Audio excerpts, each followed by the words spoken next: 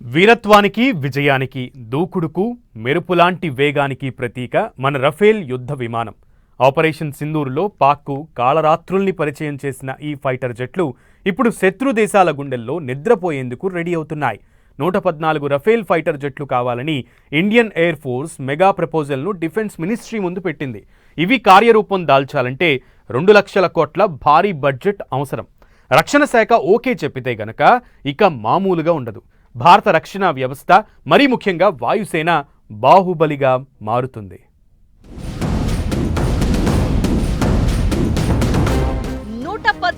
Rafale fighter jets కు mega proposal. రక్షణ శాఖకు ఐఏఎఫ్ కీలక ప్రతిపాదన.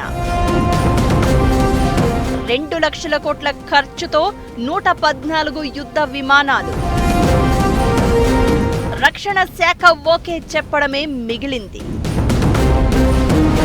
ఆపరేషన్ సింధూర్ తర్వాత తొలిసారిగా భారత వైమానిక దళం 114 కొత్త రఫేల్ యుద్ధ విమానాల కోసం ప్రతిపాదనల్ని సిద్ధం చేసింది.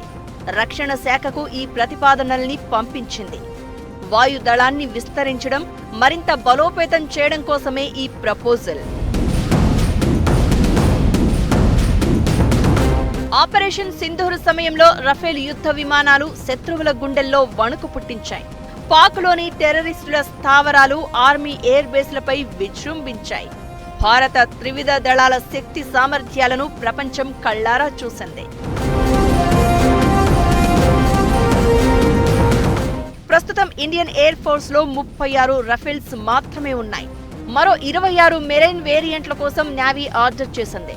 తక్షణం మరో 2 స్క్వాడ్రన్ల విమానాల్ని ఫోర్సులోకి తీసుకుంటే ఐఏఎఫ్ శక్తి సామర్థ్యాలు మరింత బలపడతాయి. అంటే వెంటనే 38 రఫేల్ ఫైటర్ జెట్లను దళంలోకి తీసుకునేందుకు సిద్ధంగా ఉంది. అందుకే 114 రఫేల్ ఫైటర్ జెట్ల కోసం ప్రపోజల్ పెట్టింది.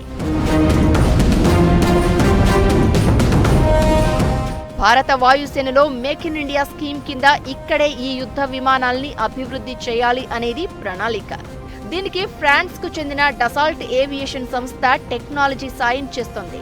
ఈ బిగ్ ప్రాజెక్ట్ కార్యరూపం దాల్చేందుకు దాదాపు 2 లక్షల కోట్ల రూపాయలు ఖర్చవుతుంది.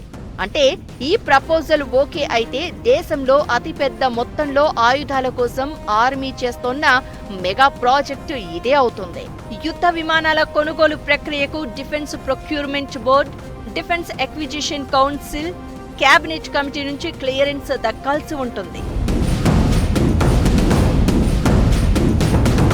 ఈ మధ్య కాలంలో పొరుగు దేశాలు భారత సరిహద్దుల వెంట ఉద్రిక్తతలకు కారణమవుతున్నాయి. అందుకే భారత్ ఆయుధ, సైనిక సంపత్తిని పెంచుకుంటోంది. ఇతర దేశాల నుంచి దిగుమతులు చేసుకోవడమే కాకుండా దేశీయంగా కూడా అత్యాధునిక ఆయుధాలు, యుద్ధ సామగ్రిని సిద్ధం చేసుకుంటోంది.